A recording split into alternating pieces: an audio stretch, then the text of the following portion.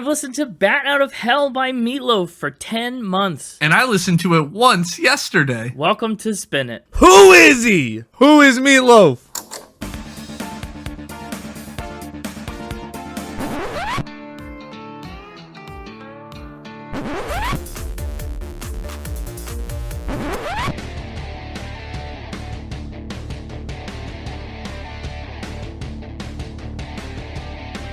Well, hello everyone, and welcome back to Spin It, the record ranking podcast for people who would rather be listening to music. I'm James, this is Connor, and today we're getting to the bottom Of who he is. of a long-time mystery for the podcast.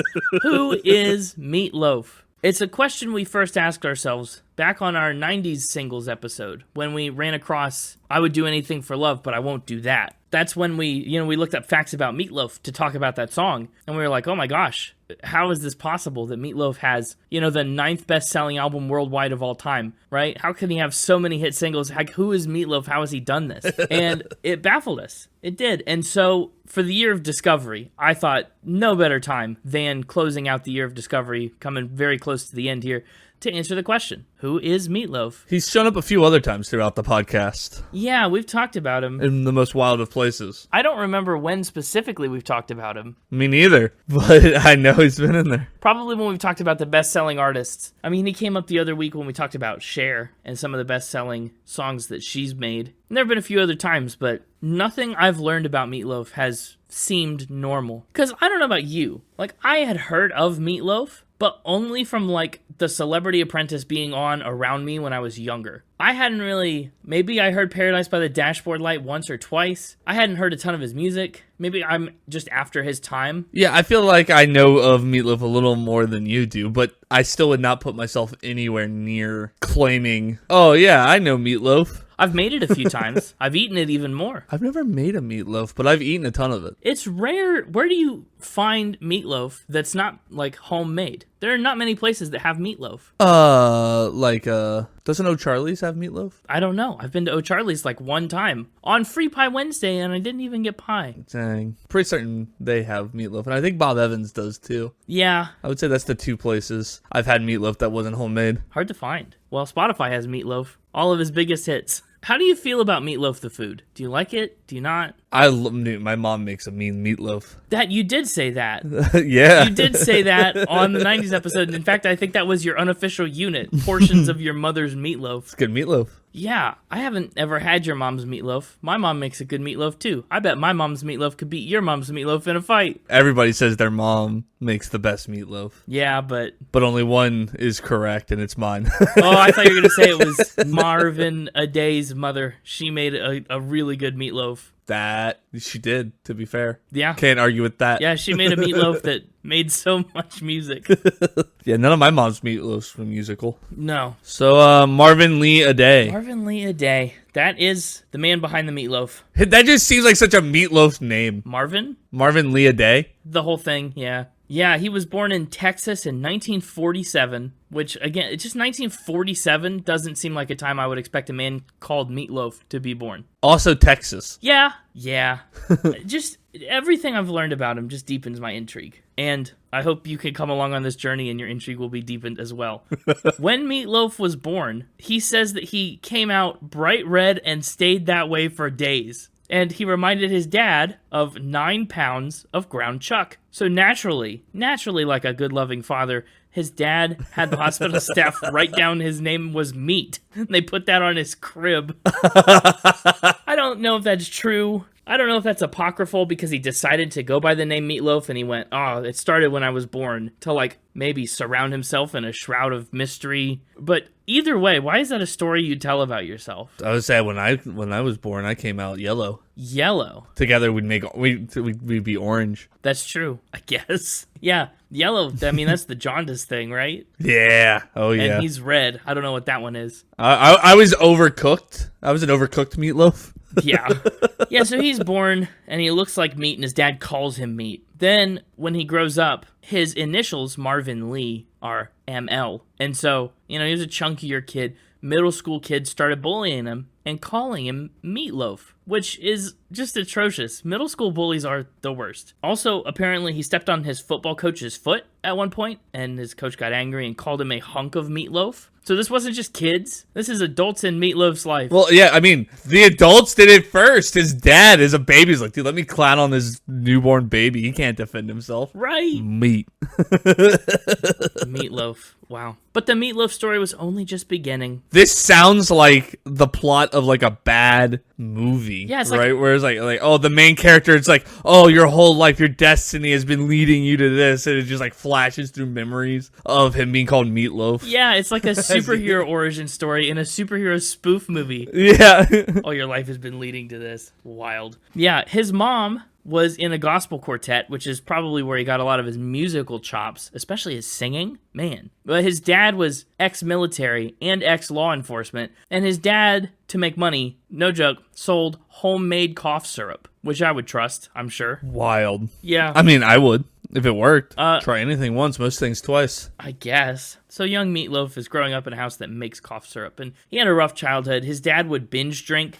He'd be kind of left in the lurch. When he was a teenager, Meat Loaf got into high school theater. He was in The Music Man and a musical called Where's Charlie? And like many high school boys, he also played football. Unlike many high school boys, though, remember he was born in Texas. Meat Loaf saw John F. Kennedy at the Dallas airport on the day that he was shot. And he saw Jackie Kennedy getting out of the car covered in blood at Parkland Hospital. What? Meat Loaf was like an eyewitness to the Kennedy assassination, which is unbelievable. I mean, he didn't see the bullet, he didn't see the shot fired, but he was there before and he was there after. Now I'm just envisioning that scene from the beginning of Batman versus Superman where Bruce Wayne is like on the ground while Superman's up there fighting Zod. And it's just like baby Meat Loaf sitting there just like all surreal as he sees Jackie Kennedy go by. And it's just like, oh my gosh, this is my origin story. I hate assassinators. I think the word is just assassins. Assassins. Like, that's absolutely the word.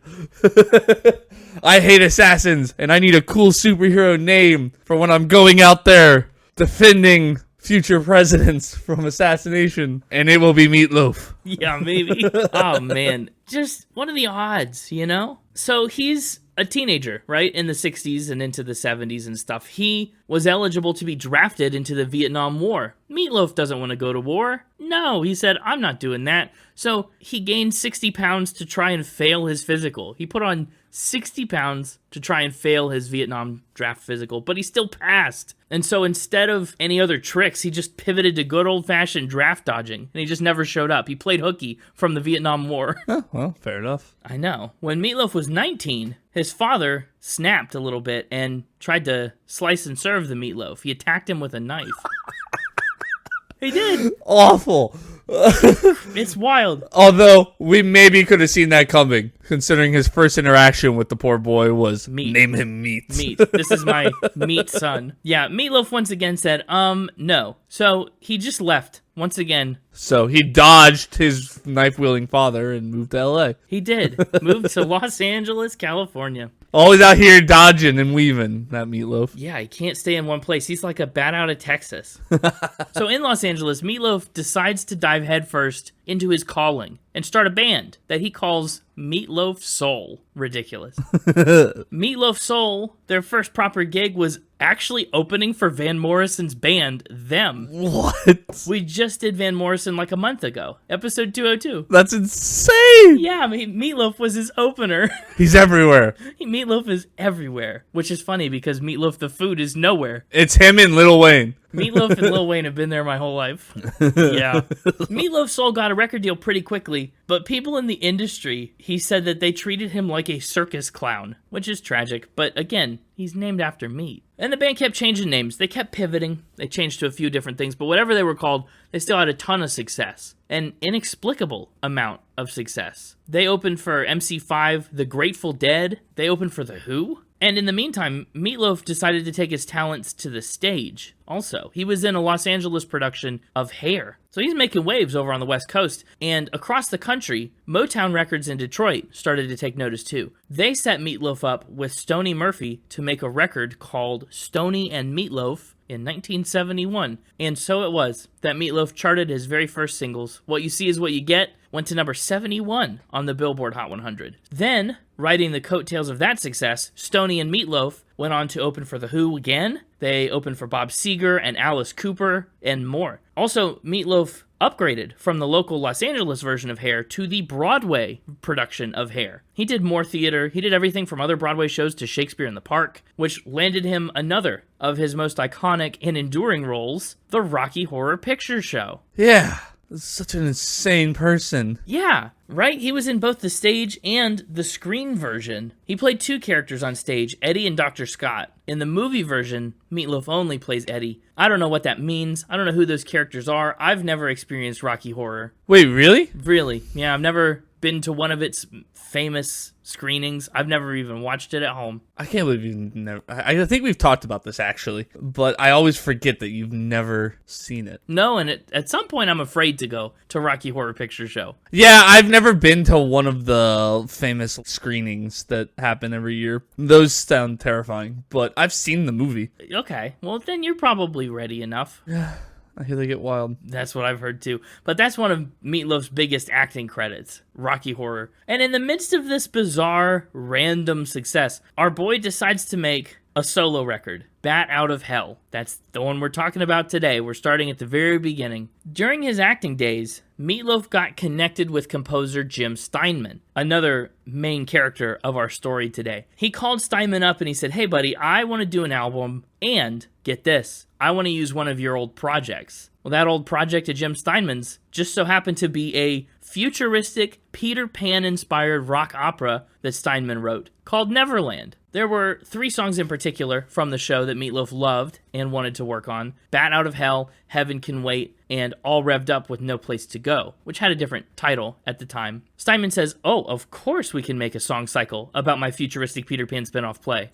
Finally, someone's asked. I've been waiting. Like, yeah, finally. Where have they been lining up at the door? Come on. So they get to work. They wrote Bat Out of Hell for the better part of 1975, and then for 2.5 years, they went around pitching the record. Nobody would take it. Nobody wanted it. Meat Loaf's manager said it was like labels were being created just so they could keep rejecting the album. They took it everywhere. For 2.5 years, nobody would touch it with a 10-foot pole. People thought that Meat Loaf should maybe just stick to acting. One particularly scathing rejection by CBS's Clive Davis stung a little extra. He said to Meat Loaf and Jim Steinman, he said, "Do you know how to write a song? Do you know anything about writing? If you're gonna write for records, it goes like this: A, B, C, B, C, C," right? Like verse, chorus, chorus. He said, "I don't know what you're doing. You're doing A, D, F, G, B, D, C. You don't know how to write a song. Have you ever listened to pop music? Have you ever heard any rock and roll music? You should go downstairs when you leave here and buy some rock and roll records." Just blasted them. Dang. Eviscerated them. Nobody's taken this album. But along comes Todd Rundgren. Todd Rundgren's a legend. He did work with the band and Daryl Hall and John Oates and Grand Funk Railroad and a lot of others. He's a legendary producer, and Jim Steinman would go on to say that Rundgren was the only genius I've ever worked with. Todd Rundgren hears Bat Out of Hell and he says, "I've got to do this album. It's just so out there." He thought it was a Springsteen parody, of all things. He thought this, and it's honestly,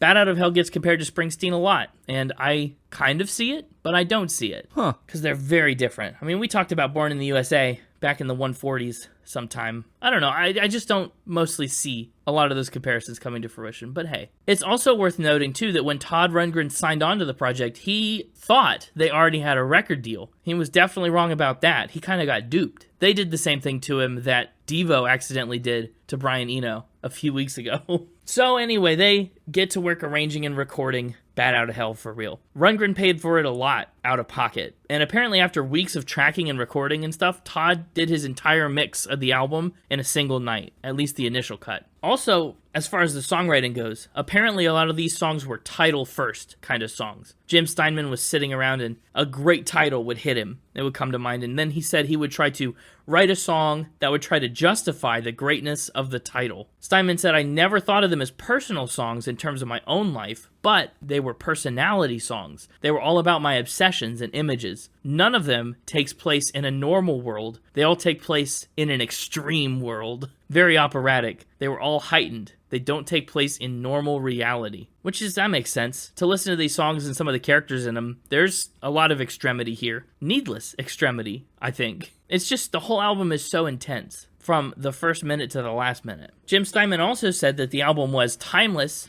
in that it didn't fit into any trend. It's never been a part of what's going on. You could release this record at any time, and it would be out of place. Also, Jim Steinman wanted to call the whole album Jim Steinman Presents, or he wanted to call it, even worse, Jim and Meat. And I'm glad that we didn't have Jim and Meat on the podcast this week.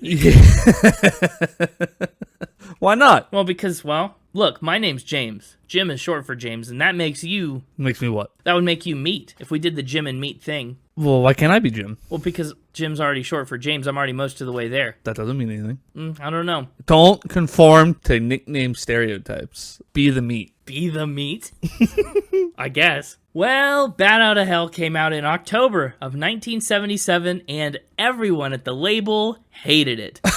Meat Loaf and Company said that it was underpromoted because, everyone hated it. Even so, it sold 140,000 copies that year in the United States. Then, though, it started to click on the radio. Some of these big songs like 2 Out of 3 Ain't Bad and Paradise by the Dashboard Light, they got to be radio hits, and that is when it all came together. And it came together in spades. This album, this Peter Pan-inspired, out-of-reality rock opera by a man named Meat Loaf, is an incredible 14 times platinum in the US. That means it sold 14 million copies. It is 12 times platinum in the UK, 26 times platinum in Australia, 17 times platinum in New Zealand. It is seriously one of the top-selling albums ever created. Worldwide, Bat Out of Hell is the 9th best-selling album of all time. Higher sellers than Bat Out of Hell include such hits as Rumors by Fleetwood Mac, which we did an episode on ages ago, Come On Over by Shania Twain, Hotel California, and the greatest hits of the Eagles, Dark Side of the Moon by Pink Floyd, The Bodyguard soundtrack by Whitney Houston, Back in Black by AC/DC, and Thriller by Michael Jackson. Those are the only 9 records that have sold more than this. Quite the list. Quite a list, right? How many of those have we done? 5. 5 of those. We should do the rest. Should be our new quest now that we've completed the Pokemon. To do all the top-selling albums, yeah. So that's the stuff that's higher than Bat Out of Hell. That means lower than Bat Out of Hell is everything by the Beatles and Led Zeppelin and the Rolling Stones and Nirvana and Madonna and Springsteen. Every Michael Jackson album other than Thriller. Eric Clapton, Journey, Bon Jovi, Whitney Houston, Elvis. Meat Loaf tops them all. Bat Out of Hell is above everything by all of those artists. And it still, to this day, sells more than 200,000 copies annually. This record's 48 years old, and it sells more than 200,000 copies a year. Unbelievable. And it's still got one of the most lukewarm responses I've ever seen about albums that we talked about, at least contemporarily. When it came out, people were just not feeling it. But its legacy has obviously grown big time. In more modern times, Kerrang named Bat Out of Hell the 38th greatest heavy metal album of all time. Rolling Stone put it at number 343 on the greatest album of all time list. But they removed it, actually, in 2020, which is weird. Huh. Bat Out of Hell spent 522 weeks on the UK album charts. It's just wild. I just can't wrap my head around the popularity of this album. Like, that's what it boils down to. Who is Meat Loaf? People like Meat Loaf. People like Meat Loaf. They must. I was sitting here, and I think I remember my first experience with Meat Loaf. Really? The artist, not... I was going to say, was it like Ratatouille? You took a bite and it just went... Shoo. What was your first experience with Meat Loaf the guy? Oh, you want me to tell it? Gotcha. Well, I'd love to know. You got us all revved up with no place to go. It was in 2010, and I watched Meat Loaf get RKO'd by Randy Orton on WWE Raw. Oh, you watched Meat Loaf wrestle? I saw him get RKO'd. I wouldn't describe what happened as wrestling. So you got to see Beat Loaf. Yeah, he was on there suggesting new intro theme songs to Randy Orton, and was singing them or whatever, and they were like parodies from his. I'm looking now. It looks like they were like song ideas, like parodies of stuff from his recently released Hang Cool Teddy Bear album. So he's there, and then Randy didn't like any of them, so he hit him with an RKO out of nowhere. That's cool. For those of the audience and not me at all, who don't know anything about WWE, what does RKO stand for? Except for knockout, I assume. It's a Randy knockout. Oh. It's his initials, and the KO is knockout, and his initials are RKO, so it's a play on knockout, and it's his finishing move. Okay. Called the RKO. So he finished Meat Loaf. Yeah, he did. I finished Meat Loaf the food. It's delicious. Clean Plate Club. This is so funny. He's just standing here singing at this guy. Yeah, and part of Randy Orton's persona is being a bit of a hothead, and he'll just like stare at people like he's doing here. I just don't understand this man at all. No matter how much I learned about him. And at the time, I don't think I really knew who Meat Loaf was. Still don't. But no, you just saw this middle-aged just saw this happen. Texas man singing and saying the names of famous people and then getting knocked out. He takes it like a champ, though. He does. That's true. Very well done. Wow. Yeah. But yeah, that's my first Meat Loaf encounter. It's a wild one. Man, oh man. So, Bat Out of Hell comes out. It's a hit. They toured to support the record with a band called the Neverland Express. They got to open for Cheap Trick and do all sorts of stuff. Also, the label gave them $30,000, which is like the equivalent of $170,000 today, to make a live performance style music video of 3 songs from the record, which is cool. They made the music videos and then they distributed copies to theaters that were showing Rocky Horror Picture Show and stuff, which really helped the album along in popularity, really helped turn the tide of public opinion. And because of the success of Bat Out of Hell, Jim Steinman became a major guy in the music world. That was kind of his skyrocket to success. He would write and produce for artists like Bonnie Tyler. Notably, Steinman was a part of Total Eclipse of the Heart, which makes total sense if you've listened to Bat Out of Hell. I mean, they sound very similar. He's also written and produced for Barry Manilow and Air Supply and Celine Dion and Barbra Streisand and a lot of other people. Jim Steinman really started getting around after this. So that's kind of this Bat Out of Hell era. Meat Loaf is introduced to the world, and after all that success, he just kept on going. He and Steinman pushed on with the album Dead Ringer, which featured some vocals by Cher, by the way. We just did her the other week, too. Yeah. Meat Loaf and Steinman, Jim and Meat, had a bit of a falling out before his Midnight at the Lost and Found album, though, and that resulted in a lot of lawsuits. Meat Loaf got sued into oblivion in the early 1980s. He got sued for $80 million over 45 lawsuits, actually, and he filed for bankruptcy. He lost the rights to all of his songs, and he eventually was able to earn some of them back, but that would take him more than a decade and a half to do. So, imagine making the 9th best-selling album ever and then going bankrupt and then not getting any money from it whatsoever. That's insane. I know. So he did what all of us would do if we went bankrupt, I think. He fled to England to kill a couple years and make his next record. Eventually, he would take a crack at expanding the Bat Out of Hell, not cinematic universe, audiomatic universe, with 2 sequel albums. He did Bat Out of Hell 2, Back Into Hell, which came out in 1990, and that's the one that featured the mega hit, I'll Do Anything for Love, But I Won't Do That. And eventually, in 2006, he did Bat Out of Hell 3, The Monster Is Loose, which is wild. But in the meantime, Jim Steinman actually had a debilitating heart attack, and Meat Loaf had to sue him once more for the rights to use the phrase Bat Out of Hell, since Jim Steinman was the one who registered the trademark. Like, what a mess. And Meat Loaf kept on working. He ended up with a catalog of 12 studio albums and 5 live albums. Meat Loaf has a filmography of more than 114 films, music videos, and TV shows, including The Celebrity Apprentice, and of course a couple Broadway appearances. And he had intentions to do even more, and even had some more Bat Out of Hell material lined up after Steinman passed away, but Meat Loaf himself actually passed away on January 20th, 2022, after a pretty serious case of COVID-19. Yeah, it's unfortunate. I remember when that happened. That was a time in my real life when I went, who is Meat Loaf? We all remember where we were when Meat Loaf died, when the Meat Loaf burnt. The day the Meat Loaf died. Yep, wild. Well, as for awards and accolades, record sales aside, Meat Loaf has a Brit Award for Best-Selling Single and Album. He's got a 1994 Grammy for Best Solo Rock Vocal Performance for I'd Do Anything for Love. And he's got an NME Award for Worst Single for I'd Do Anything for Love.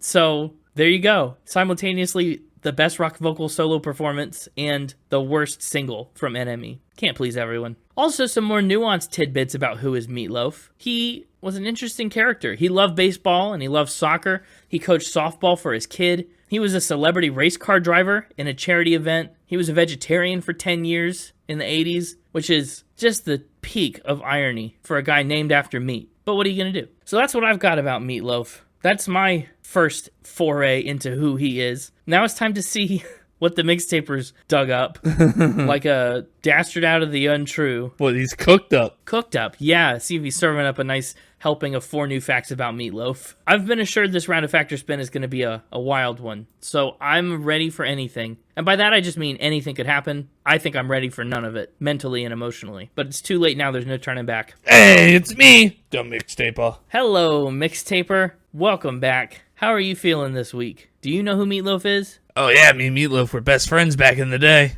What? When was back in the day? Wouldn't you like to know? Well, you and Meat Loaf only shared 1 year on this earth, approximately.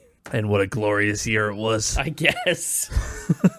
So I heard you know 4 new things about Meat Loaf. Oh, I've got 4 new things. I got more than 4, but try to limit ourselves to 4 around here. Well, sure. I just assume this is an artist where the well is deep. Should we just jump right into our first one? Oh, I suppose we oughta. Let's set the scene for Meat Loaf a little bit here. Uh-oh. With a little game of Cher Bingo. Wait, oh no, we're playing Cher Bingo about Meat Loaf. Yeah. Uh-oh. Okay. That's so funny. So Cher Bingo, when we played it about Cher, it was about things that Cher was almost a part of, acting projects specifically, but she never ended up doing for one reason or another. Yeah. And so this round of Cher Bingo is things Meat Loaf has said are how he got his name. How he got his name? I know you mentioned a couple to Connor at the beginning of the episode with his dad writing meat on his crib and the coach and all that. Yeah. But boy, has he told a lot of different and contradicting origin stories for the name Meat Loaf. I love it. I can imagine. And again, I think most of them are probably untrue. Probably, which is why this is Cher Bingo, not Fast Fired Facts. Right. That makes sense. So your job isn't to figure out if any of these are true. It's to figure out are these things Meat Loaf said are true, or are they ones I've just entirely made up? Okay. Wow. How many are there that you're going to tell me? I've got 10 for you. 10. Okay. First, I once tripped at a buffet and landed face first in a catering tray of Meat Loaf.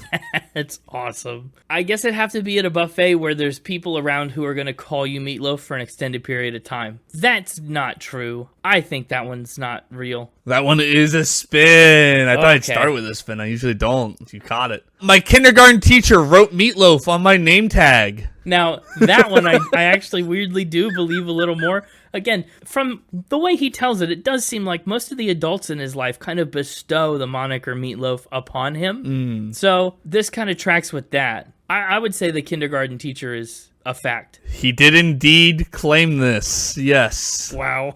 Hello, my name is Meat Loaf.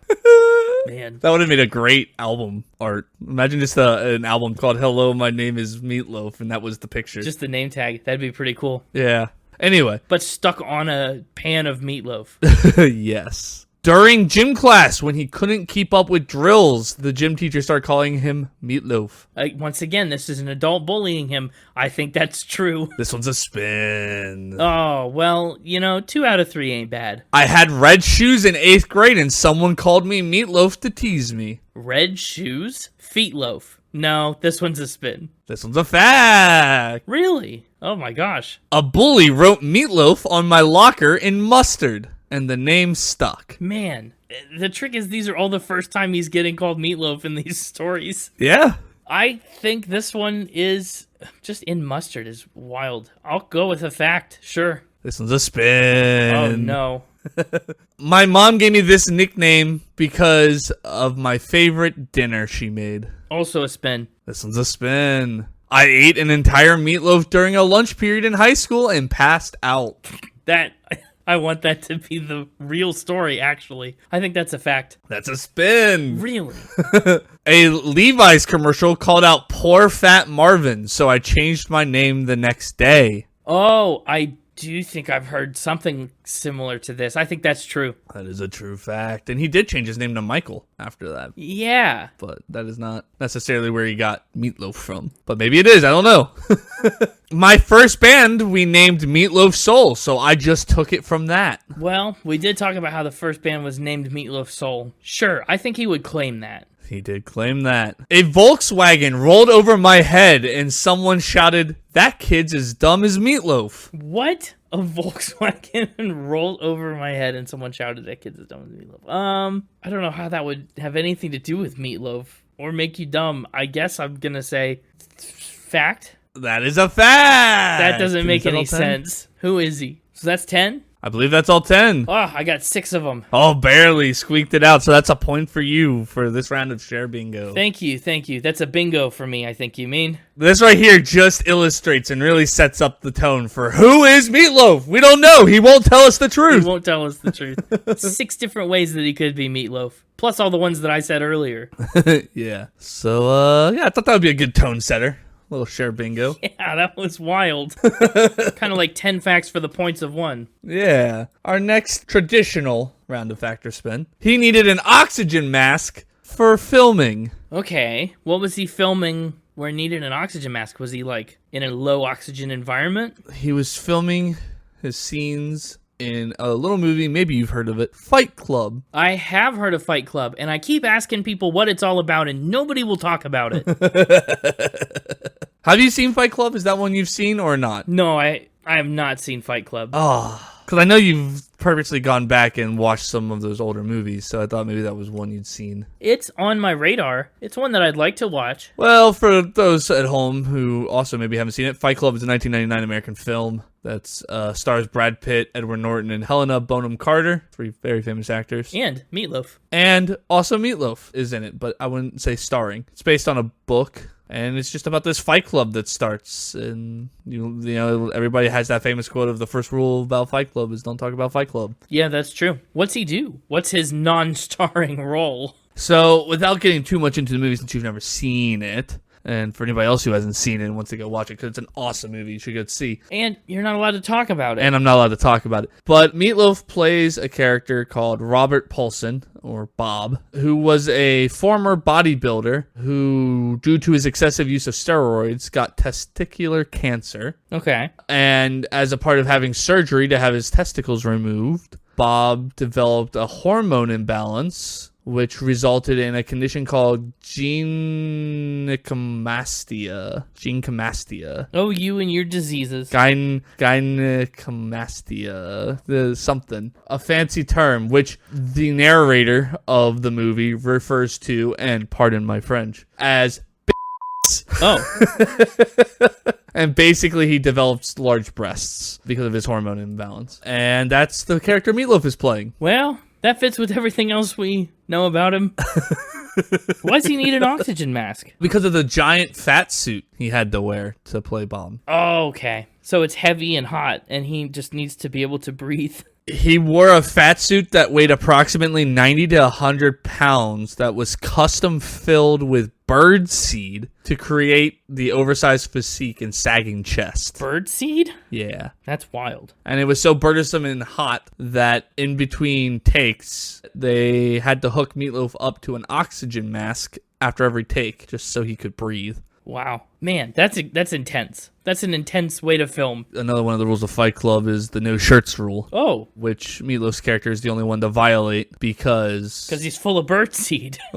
Well, they filmed both a shirtless and shirt-on version of the scene. They weren't sure that the male breasts, complete with nipples, that were part of the suit that he wore would be approved for the final cut. Wow. So he actually had to do all the scenes twice. Interesting. This is wild. Yeah, I think I believe this. This will be a fact for me. And if I ever watch Fight Club, I'll keep an eye out for birdseed Meat Loaf.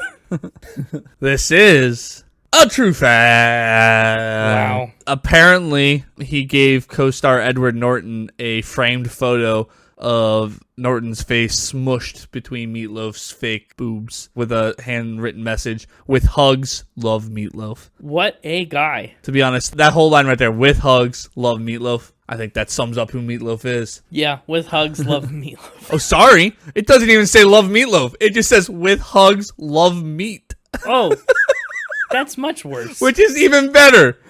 Yeah. With hugs, love meat. Wild. But yeah. That must have been a big suit. Because, I mean, he sings so powerfully. Like, his breath control is surely pretty solid. I mean, you go find 90 to 100 pounds and drape it over your chest and shoulders, basically. See how you do. I don't think I want to. The first rule of doing that is I'm not going to do that. To ramp up the absurdity of Meat Loaf here, we've got to dive into Meat Loaf's writer. Uh-oh. Meat Loaf has an interesting writer. No, this is probably so true. He's probably got an interesting writer. What is on Meat Loaf's writer? Quote, "A fresh rubber duck." He needs the writer, in case you don't know and we haven't said yet, it's the list of things that an artist wants backstage for their shows. Before their shows, they ask the venue for a bunch of stuff, and it's called a writer. And you said he has a rubber duck on his writer? No, a fresh rubber duck. I don't know how what I said was not right. But okay. You didn't have fresh in there. Yeah, fresh rubber duck. The way you said, we could have given Meat Loaf a used rubber duck. Wow. Well, we can't be giving people used rubber ducks. That's inconsiderate. Yeah, it needs to be, quote, "a fresh rubber duck." Okay. Just like a yellow one? It doesn't appear to matter. He just had an obsession with rubber duckies as a personal collectible. Meat Loaf collects rubber ducks? Yeah. Wow. What does he do with them? Does he bathe with them? He showed them off everywhere he went. They were, at one point, in a 2016 interview, he showed them off as his most treasured possession. No. And it was his collection of rubber ducks that he had collected from his writer and then from fans who learned of this. And it was a bit of a tradition that fans would often bring rubber ducks to his shows as gifts, which he gladly added to his brood. Brood. So many. He would display them on top of his road case, in the dressing room of every show, all around his house, in his cars. So Meat Loaf just lives his life surrounded by rubber ducks? Indeed. How many do you think he has? Just a guesstimate. It gotta be in the hundreds. It's gotta be like in the hundreds, right? It's gotta be. At least. If fans were bringing them. Yeah. And at every venue he was getting one. Like, I wouldn't be shocked by a number in the thousands, to be honest with you. You're right. But I do not have a number. Wow. Is this fact just about rubber ducks? Fresh rubber ducks. Right, yeah, sorry, my bad. Is this fact just about fresh rubber ducks? Like, that's the interesting thing on his writer we're focusing in on? Yeah. Okay. I didn't want to get too hung up on this if there was also, like, other stuff on his writer, like, Meat Loaf or something. Yeah, nope, just this. He does have other stuff on his writer, though, right? That's not just the rubber duck? I assume. Imagine showing up to the venue and the only thing in your dressing room is a rubber duck. A one-line writer. Yeah, I assume. This is something that I found on his writer. I don't have his writer. Mixtaper, you gave me a Barry Manilow rubber duck back on Mixtober a few years ago. I sure did. And it makes me wonder if there's a Meat Loaf rubber duck and how it would look any different than the Barry Manilow rubber duck. I don't think it would. I'm going to say this is a spin. Thousands of rubber ducks? Well, I don't base it off of that. That's a number Sorry, thousands of fresh rubber ducks? I don't know. I don't know. I don't know if it's thousands. I'm just saying I wouldn't be surprised if it was. This sounds like more of a fact about Ernie from Sesame Street. I'm not so sure I buy it about Meat Loaf, but also wouldn't be so surprised if it's true. I'm just taking a gamble and saying that you would assume I would assume it was true, but I'm going to lock in that fresh rubber duckies is a spin. This is a fact. Really? He liked rubber ducks. Yep. He liked rubber ducks so much. So much. And to answer your question, they sure do. They do. Have a rubber duck meatloaf called Beak Loaf, Bath Out of Hell. That's awesome. And ridiculous. I got one more fact for you that you could argue is even more ridiculous than his love of fresh rubber ducks. Yeah. You know what? I bet, depending on when this Celebra Duck Beak Loaf came out, I bet he had one, if not many. Ooh, probably. I don't know when it came out either, but... Oh, Celebra Ducks had created more than 200 as of 2009. So he probably had one. He certainly had several celebrity ducks, if not his own beak loaf. This is a duck from Rocky Horror Picture Show. If I could turn quack time. He had that one too, I bet. I bet. Our final ramp here. Meat Loaf proposed with a fish. Proposed with a fish? Where to begin? Is this a situation where he takes his future fiance, ideally, if this fish proposal goes according to plan, takes his girlfriend out to a restaurant and has them cook a ring into her fish? No. Okay. That'd be too normal. That would not be a final ramp, I suppose. What does he do? How's the fish involved? Is the fish a receptacle for the ring? No. All right. More of a replacement. Oh. Oh, no. Well, this is headed in an interesting direction. In 1978, Yeah. Meat Loaf fell in love with a woman named Leslie Edmonds while working on Bat Out of Hell. She was the secretary of the studio that he recorded it at, which was called Bearsville Studio, I believe. And when it came time to propose, he thought he'd do it in his own romantic style. And so he, instead of a ring, presented Leslie with a giant whole salmon as a proposal gift instead of a ring. Like he's a bear. This is how bears propose to each other. That is what musician Todd Rundgren said when he witnessed it. He was there, and he said it was as if a bear had proposed to his mate. Yeah. Did she want this? Did she like this? It worked. She said yes, and they got married a couple months later. Did he have to explain, I don't have a ring, I have a big salmon? Like, was she expecting a ring under the salmon? I don't know. But they got married, so, it worked in some way. I guess. How big was this fish? Giant whole salmon. I mean, salmon are pretty big fish. That's true.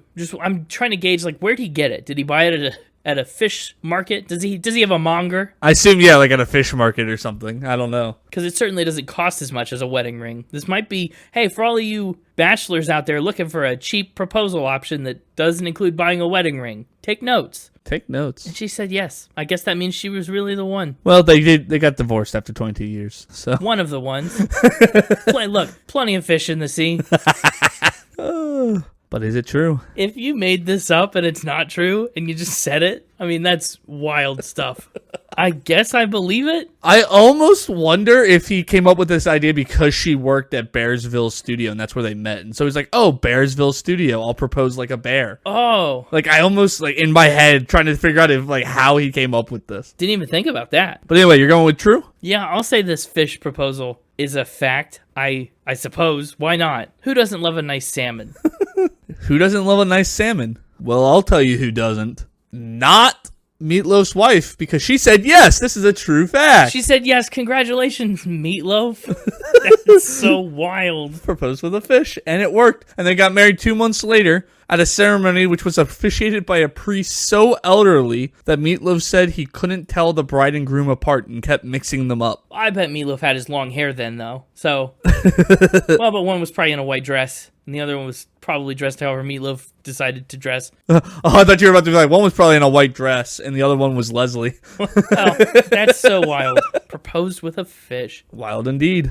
Who is he? I don't know anything else about who he is. I only know what he's done. Well, now you know 4 more things. Yeah, we do. We know a lot of how he got his name-ish. We know about Fight Club, and we know about fresh rubber ducks. Fresh rubber ducks. And we know about fish proposals. That's remarkable. It was nice to see Cher Bingo come back. Yes, Cher Bingo did return.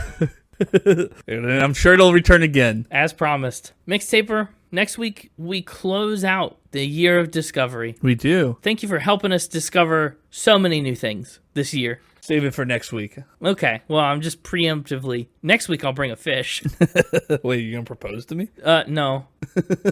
Yeah. Maybe that's how he'll propose to the Mixtaper, though. Welcome back, Connor. Let's talk about this album art. It's very action-packed. There's a lot going on here. We've got a deep orange-red sky and a gargoyle-looking bat kind of flying out of hell. A big motorcycle with a shredded man just throwing his head all the way back on it, exploding out of a crevice in the ground in a graveyard, and it's a whole thing. It's a whole thing. This album art gives me October vibes. Like, this would have been a good Mixtober album. It would have. I wasn't ready then. Fair. It is a very, Bat Out of Hell. Halloween-y kind of album. We only had one October in the year of discovery, though, and I think we put it to good use. Sure, of course. But it is very October. The concept is the brainchild of Jim Steinman, of course, but it was illustrated by Richard Corbin. You will notice that Jim Steinman's name is quite large on the cover. He insisted on that. Some people like Meat Loaf, have cited that decision as the beginning of what he calls the pair's ambivalent relationship. He and Steinman were cool, but then Steinman started to take a lot of credit that Meat Loaf, I guess, felt was undue or something. I don't know. Yeah. When you sue someone into bankruptcy, I call that relationship a little more than ambivalent, but... A little, yeah. But what are you going to do? Q magazine deemed Bat Out of Hell the 71st best album cover of all time in 2001. It's kind of fun. A lot of action happening here. Yeah, I like it. It matches the energy of, again, these 7 songs. They're just so energetic and intense. I may not know who Meat Loaf is, but this album art describes perfectly my thoughts on him. Meat Loaf is this album cover. Like, it fits perfectly. Yeah, that's pretty true. Should we jump into the title track? I guess we should.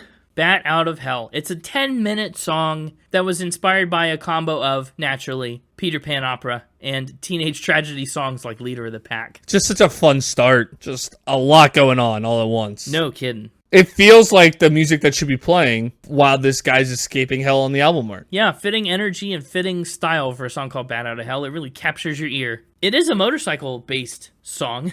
In fact, Steinman said he wanted it to be the most extreme crash song of all time. He said, there's something so thrilling to me about the operatic narrative that involves a cataclysmic event, especially one so perfectly in tune with a teenager's world and rock and roll as a car or motorcycle crash. So like Detroit Rock City, back on episode 50, this is a crash-themed song. There's a big motorcycle accident. Steinman said, I don't think there's ever been a more violent crash than the one he made up. He said, the guy basically has his body opened up and his heart explodes like a bat out of hell, which is wicked. So, like, you know the Meat Loaf hits. Did you know Bat Out of Hell? Yeah. Yep. Okay. It's one of the only songs I knew of Meat Loaf's whole catalog. Yeah. I don't think I had heard it before. I knew, of course, I'd Do Anything for Love. I knew Paradise by the Dashboard Light. Yeah. I knew Bat Out of Hell. And that's it. I think those are the only 3 that I knew. Wow. I just now got your joke earlier. Which one? I'm annoyed. Normally I get your jokes in the moment, but I missed your 2 out of 3 ain't bad joke when you missed the 3rd Cher bingo. There you go.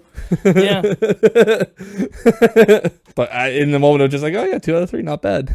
No, it was very pointed. A very pointed Meat Loaf reference. Yeah. This song gets all heavy metal and big at the start of it, and then it kind of fades into the little piano, and like Meat Loaf does his theatrical kind of singing. Uh-huh. I like Meat Loaf singing. I do too. He's just got a really good voice. It kind of like surpasses everything about his character. Like everything about Meat Loaf, the persona, is directly opposite to everything about Meat Loaf, the actual singer and voice. It's like he's trying to create an image that doesn't match with what he is. I don't know. And in that way, I guess he's more in tune with what he is than anybody. The closest I can describe it is like Jack Black. Like he has Jack Black singing vibes. Yeah. Just that theatrical style, the fast rambling lyrics with the heavy instrumentals. Yeah, he even mentioned doing a song with Jack Black in that wrestling clip that you showed me earlier. Yeah. I definitely can hear that. What a cool song. And because it's so much about like a crash and stuff, they really wanted the sound of a motorcycle on the track. They didn't have time to get a real one to record. So Todd Rundgren fired up his guitar and he made it sound like a solo. He turned a revving guitar noise into a motorcycle sound and a guitar solo in one. It blew Meat Loaf away. He said in 15 minutes, he played the lead solo and then played the harmony guitars at the beginning. I guarantee the whole thing didn't take him more than 45 minutes, and the song itself is 10 minutes long. He said, it's the most astounding thing I have ever seen in my life. Rundgren is a big reason the song sounds like it does. He also had to keep vetoing Steinman's incessant asks about including a choir on the track in the slower parts. Steinman was like, what about a choir here? And Rundgren went, no. Steinman went, okay, but what about one here? Rundgren went, no. They just went back and forth on it in all the different spots. I don't know, what do you think about it? Good? Bad? Otherwise? Good. What would otherwise be? I don't know. Somewhere in the middle. I think good. Okay. Yeah. Like I said, one of only 3 Meat Loaf songs I knew. Mm-hmm. Critics like this song a lot. They compared it to Springsteen but with a harder edge, and the editor of Q Magazine said, there are some songs that transcend such things as time and genre, and Bat Out of Hell is assuredly one of them. And despite being the title track of one of the best-selling albums in history, Bat Out of Hell never charted, and it's still not RIAA certified in the US. Really? Yeah, not platinum, not gold, not certified at all. Bat Out of Hell. 9th best-selling album in the world, title track, no love. Huh. Wild. It'll probably get to gold eventually, but I don't know. It's just so cinematic, and that's what shocked me about Meat Loaf. Like, the cinema behind his music, the storytelling, the over-the-top theatrics. Uh-huh. And those theatrics come into play very heavy-handedly on You Took the Words Right Out of My Mouth. It was the debut single. It was the lead single. That surprises me because it is a little bit weird, right? You took the words right out of my mouth. I guess I did. And despite being the lead single from one of the best-selling albums in history, You Took the Words Right Out of My Mouth never charted on the Billboard charts and is not RIAA certified in the US. Okay, well, it wasn't on its initial run. Once 2 Out of 3 and Paradise by the Dashboard Light took off, they re-released You Took the Words Right Out of My Mouth as a single again, and that time it went to number 39 on the Billboard Hot 100. I just really like the irony. Yeah. Yes. Yeah. Would you offer your ears to Spin It Podcast? Yes. So weird. I bet you say that to all the boys. Yeah, I know, right? What did you think of this intro part? It's so weird. Like, when I first listened to this album, I got to this song and I texted you about it indirectly. I just said, "Who is Meat Loaf?" It's probably exactly what I said. That's what that was? Yeah, that's what that was. Let's see. What I said was, "Dude, I'm on track 2 of this Meat Loaf record, and I don't think we'll ever know who Meat Loaf is." At the end of the month, when I scored the album and ranked it, I said, I think Meat Loaf might have sold his soul to the devil or something. To get so famous with this album, I don't know. Because this spoken intro about this throat-stealing wolf, it is done by Jim Steinman himself and actress Marsha McLean. It is so strange. But ironically, that is what the record label listened to first and what they liked. This is the first thing they listened to? Yeah. And they went, yes. Yes, they liked that spoken intro so much. They said it was a key factor in them deciding to offer up a contract. Wild. Meat Loaf told Jim Steinman he wanted a song that wasn't, quote, 20 minutes long. And so this is what we got. It was kind of a catalyst for the two embarking on this career-spanning adventure together. It's wild. It is wild. But once you finish that spoken intro, there's such a cool explosion into the actual song with that brass. Like, it just sounds big and huge and great after that. If I could cut out the wolf intro, I'd have not much bad to say about this song, actually. But the wolf intro is a lot to process. It is a lot to process, but I didn't hate it. You didn't hate it? You who hates talking in songs? Listen, we've had worse talking in songs. It's weird, but it's thematic in a way that fits this album. Yeah, I suppose. I'm okay with it. Oh, okay. I really like this track. I think it's fun. I like some of these lyrics. My body's shaking like a wave on the water. It's kind of a concept album in the sense that so many of these songs are just about like teenagers trying to have a little too much fun. I mean, and even some of the lyrics are like really good. Oh, you were licking your lips and your lipstick's shining. I was dying just to ask for a taste. That's good. It's not bad. I like that. Shoot, just go on beyond it. We were lying together in a silver lining by the light of the moon. You know there's not another moment to waste. And then you took the words right out of my mouth. Yeah. That's so cool. And I just like that melody too. The ahs in the background and the instrument. Again, it was a hot summer night and the beach was burning. There was fog crawling over the sand.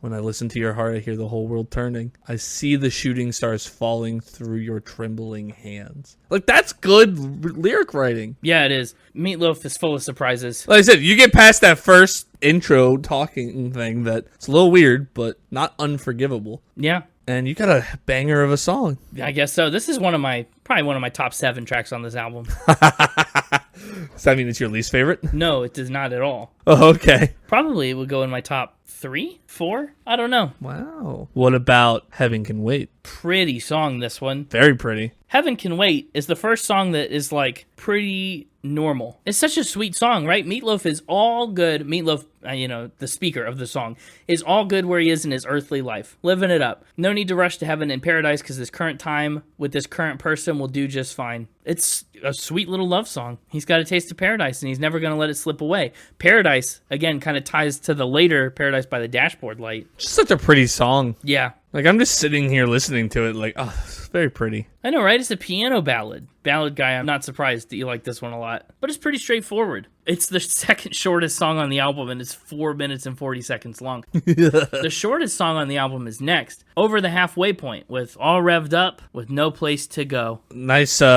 saxophone at the beginning here. I think that's a saxophone, yeah. The brass on this album is so surprising. It's a metal album, pretty much, but the brass is kind of what gives it a distinct flavor. Uh-huh. All Revved Up and No Place to Go is really an interesting concept. You know, you ever get ready to go out on the weekend or have a good night out and then something happens and you can't? It's kind of a story about that. He feels the fever grow. Do you know what it's like? All revved up with no place to go. He has no outlet for his frustrations and inclinations. No place to go with him. Here he calls himself the son of a jackal. Have you ever been all revved up with no place to go? Oh man, no. I think when I have no place to go, I simply don't get revved up. Have you? Yeah, I think so. Well, that's a bummer. You know what it's like. I do. Listen, maybe I'm Meat Loaf. Maybe I'm Meat Loaf. And you don't want to be Jim and Meat where you're meat? Okay. I know what it's like to be Meat Loaf. Thought I'd see what it was like to be Jim, but you want to typecast me, so. Yeah. It's a fine song. I don't know. I feel the same exact way about every song on this album. Really? I don't. Pretty much. I don't think I like any of them better than any of the others for the most part. Really? There's some slight variations. This was my least favorite. I would say if there was one song, like if you were like, you must cut a song from this album, it'd be All Revved Up with No Place to Go. Yeah, it is all revved up, and it would have no place to go if I had to cut one. But still. I think it serves as a decent break between the Heaven Can Wait piano ballad and then 2 out of 3 Ain't Bad. Yeah, that's true. Gives you a nice little palate cleanser. That's true. I think it is important to have a break there. 2 out of 3 Ain't Bad. I mean, wow, here's a hit. I can't believe I didn't know it. I don't think I knew it either. I also can't believe it. Yeah, it's a surprising one. It was the last song that they wrote for the record, but it was one of the singles they put out, and boy, did 2 out of 3 Ain't Bad ever do well. The single edit is down to 4 minutes from 5:30 of the album cut, but the single went to number 11 on the Billboard Hot 100 and stayed on the charts for 11 weeks. It has been certified platinum today, and that makes 2 out of 3 Ain't Bad Meat Loaf's second highest charting U.S. hit, behind I'd Do Anything for Love. Wow. So it is a surprise that you didn't know it. It's like his second biggest song by the chart numbers. Yeah, well. But you knew his third biggest song too, right? In like Paradise by the Dashboard Light. Yeah. Okay, so 2 out of 3 ain't bad. Yep. Man, this song was cool. Steinman was talking to actress Mimi Kennedy, who said that he should write simpler songs. And he just so happened to hear Elvis's I Want You, I Need You, I Love You on the radio. She said, why don't you write something simple like that? I want you, I need you, I love you. Wow. Steinman said, I said, well, I'll try. He said, I don't try to make them complicated. I remember going home and I tried so hard, but the best I could do was, I want you, I need you, but there ain't no way I'm ever gonna love you. Don't be sad, cause 2 out of 3 ain't bad. So it was still a twist, but it was my closest to a simple song, and one Elvis could have done. You know what? I think that's actually a reasonable assessment. I do think it is probably the simplest song on Bat Out of Hell. Probably. And it is Elvisable. I mean, anything's Elvisable. I think Elvis proved that, but... That's a good point. I can't help but think of 101 Dalmatians. Really? Why? With the Coupe de Ville. Oh, okay. There's a lot of other reasons to think of a Coupe de Ville. Like what? Well, like it's an actual car. Right. Right, and it appears in other songs and movies and things. 101 Dalmatians, I don't know, doesn't seem like the primary place for Coupe de Ville content. You're just thinking of Cruella de Vil? Yeah. Oh, okay. I didn't put that together until I said it. I had no idea what you were talking about with... Oh, no, I was really just making a Cruella de Vil reference. And that's the car they have her drive in Once Upon a Time. Oh. Also solidifies that. But anyway, 2 out of 3 ain't bad. Definitely a highlight. I think so, for sure. Here's a fun fact. In Japan, this song is called 66% is Good Enough. What? Is that just the translation? I guess so. Yeah, it must just be how it translated. That's just how it was translated? Well, bad on the translators, because 66% and 2/3 are not the same thing. Okay, look here. Yeah, but for all intents and purposes, practically, they kind of are. Yeah, listen, I'm an engineer. We round things, so sure. Speaking of rounding things, how about we round those bases in Paradise by the Dashboard Light? Indeed. Man, this I think is close to the first Meat Loaf song I ever heard. It probably was I Would Do Anything for Love, but I Won't Do That. But if it wasn't, the first one I remember consciously hearing is Paradise by the Dashboard Light. Okay. Yeah, massive single here. The album cut is 8.5 minutes. The US single version is only 35 seconds shorter, but it's still kind of like a generational hit. Some have apparently called Paradise by the Dashboard Light the greatest rock duet, and some have even said the greatest duet ever recorded. Meat Loaf sings with Ellen Foley. It's up there for sure. You think it's up there? I think so. I mean, what other duets can you think of? Don't Go Breaking My Heart. Yeah, that one would be up there for me as well. But you're right, it is probably pretty up there. I just like that they're like, Meat Loaf, your song is 8 minutes and 28 seconds. That's too long. We can't play this on the radio. You got to trim it down. And Meat Loaf's like, best I can do is 30 seconds. Right. Can't lose any of this. As the third single on the 14 times platinum record, one of the best-selling records of all time, Paradise by the Dashboard Light is described as having modest success in the U.S. It went to number 39 on the charts. It spent 10 weeks in the Hot 100, but that's kind of it in America. It did top the charts in the Netherlands twice, and it came in second place for 5 weeks in Belgium, where it could not quite surpass the greatness of the Village People's YMCA. Two very different songs. Wild. No, YMCA. The song is kind of structured like this 4-movement suite. The first movement is Paradise, little old couple reflecting on their time as teenagers. They're on a date by the lake, having a little alone time in a car. They're going to do it. It's what they're thinking about, what they're talking about. It's kind of got this classic rock and roll vibe to it that I really like. I like the shahs Yeah. that show up around the 2-minute mark. I know, right? What's the second act? So the second part breaks out of the rock and roll kind of style here, this Paradise by the Dashboard Light motif, and they start rounding the bases. This baseball broadcast is in here.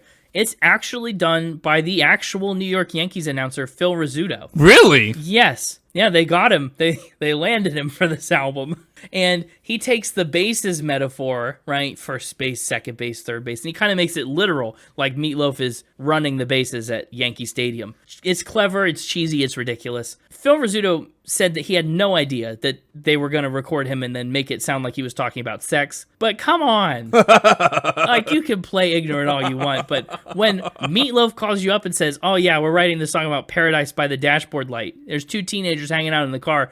Would you please talk about rounding the bases? You know, I don't know. They end up in a suicide squeeze. Is hilarious. Yeah, here he comes, and it's going to be close. The play at the plate, and then the third part of the song pops up. The girl says, wait, stop right there. Before we go anywhere, I need you to promise that you're going to love me forever before we go all the way. And of course, our humble loaf of meat cannot commit to such lofty promises. And he says, but let me sleep on it. Let me go to sleep. We'll think about it, and I'll promise it tomorrow. Hey, what a gentleman our humble loaf of meat is to not just lie and say yes. Well, I mean, Have you considered it that way? for a while, his resolve is high. He says, I'll sleep on it and I'll think about it. And he doesn't just say yes, but eventually, I mean, she asks and asks and asks and asks. And Well, he tried. he did try. He did try because in the end, he does indeed not get the chance to sleep on it. And he does just say, fine, let's do it. He said, I couldn't take it any longer. I was crazed. And so I started swearing to my God and on my mother's grave that I would love you to the end of time. She wears him down, kind of says what he needs to do to get to home plate, as it were. And then we kind of flash forward to the end of the song and the present day. This couple reminiscing on that one fateful night that they first, And he kept the promise. Well- so there you go. No. That's the whole point, is he's praying for the end of time because he's like, can it please be the end of time so I could stop loving you? It's a whole problem. But he kept the promise. Yeah, he's still with her. That's true. He did keep that part of the promise that he's still with her, but he certainly does not love her till the end of time. He's a truth loaf. A truth loaf. Not a meat liar. No. They did 10 days of rehearsals for the song, for the recording, and then Ellen Foley walked in and did her whole vocal part in a single take. And then the genius Todd Rundgren, who mere tracks ago left Meat Loaf in stunned shock with his musical expertise, he mixed this song for the first time. Meat Loaf listened to his mix, and he hated it so much he almost cut the entire track from the record. So then they brought in John Jansen, and he redid the actual album mix. But, like, what a life this song has lived. It's not very often a song like this gets popular. You know what I mean? It's almost like a Bohemian Rhapsody of sorts with its different sections. Yeah. Or like a scenes from an Italian restaurant. Yeah, I was going to say scenes from an Italian restaurant was what I was just gearing up to say. Oh, I took the words right out of your mouth. You did. That's what it almost reminds me more of that than Bohemian Rhapsody in terms of style. Yeah, I would agree, especially with the time flashback sequence situation. Mm-hmm. We gotta close out the album with a little For Crying Out Loud. Well, for crying out loud, we do. Kind of ties everything together here in the last track. 8 minutes and 45 seconds of top tier Meat Loaf drama. So much, again, theatricality in For Crying Out Loud. I love this about the artist photo on Spotify. I know. He's got like bugle chips on his fingers. That's what I was thinking too. It's like, ooh, fancy bugle chips. Still, he's pretty strong with his lyrics. He's talking about, I was cold and you were fire and I never knew how the pyre could be burning. For Crying Out Loud, You Know I Love You is quite a song. A really moving piano ballad. He talks about revving me up when I'm starting to stall, right? He talks about all these other things that come from other parts in the album. It's a nice track. It kind of ties everything together well. I like this song. I want to amend something I said earlier. Yeah. I like this song more than All Revved Up and No Place to Go. Oh, yeah. But I actually think this would be the one I'd cut. Really? What for? Like tempo and pacing? I think the ending of Paradise by the Dashboard Light makes a good ending to the album from start to finish. That's true. And I mentioned we need that little palate cleanser between Heaven Can Wait and 2 out of 3 Ain't Bad. Yeah, that's true. If you do ditch Revved Up, we don't have quite as many fast songs. Really, we'd only have 2. Yeah, so I think from an individual songs base, I would have cut All Revved Up. But I think if I was trying to cut something from the album, it would actually be For Crying Out Loud. But that's not saying I don't like the song. I'm just saying I think Paradise by the Dashboard Light would have been an epic way to close the album. Yeah, it definitely would be. An 8.5 minute rocker like that would be pretty cool. Yeah, you started with a 9.5, almost a 10-minute rocker of Bat Out of Hell, and the end with an 8.5 minute.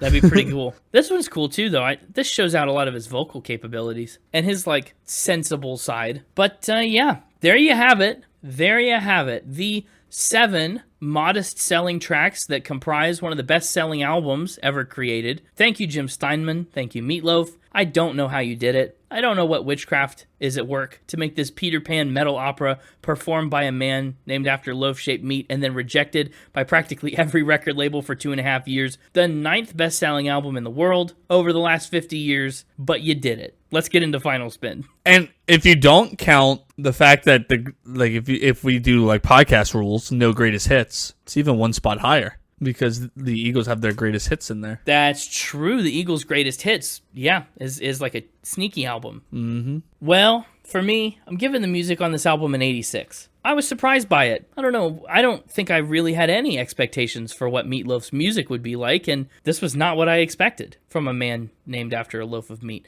I think it's really engaging, really well constructed. Jim Steinman is quite a songwriter. I'm giving that an 86. 83 for the lyrics. A lot of these songs feel very similar in content and tone. And he does them in a pretty good way. And we talked so many times about how his lyrics are actually surprisingly developed and good. A lot of metaphors in there. Lots of cool stuff at play. It's just a mixed bag sometimes, whether a lyric's going to be a really solid one or one of the silliest things you've heard. So 83 there. 84 for the instruments and production. I like this kind of metal album infused with brass. I like the theatricality of it, the show tunesiness of it. I think it's a pretty well-produced album. And all the songs really kind of sound alike, but not the same. A lot of slow songs on here, which is something I don't usually prefer. But in this case, it just perfectly goes with the theatricality. And overall vibe, 82. So interesting. Such a character, this Meat Loaf. Indeed. And he just puts his whole self into everything that he does, is what I think we're learning today. Whoever he is Meat Loaf. So I'm giving the album an 85.1. The 9th best-selling album in the world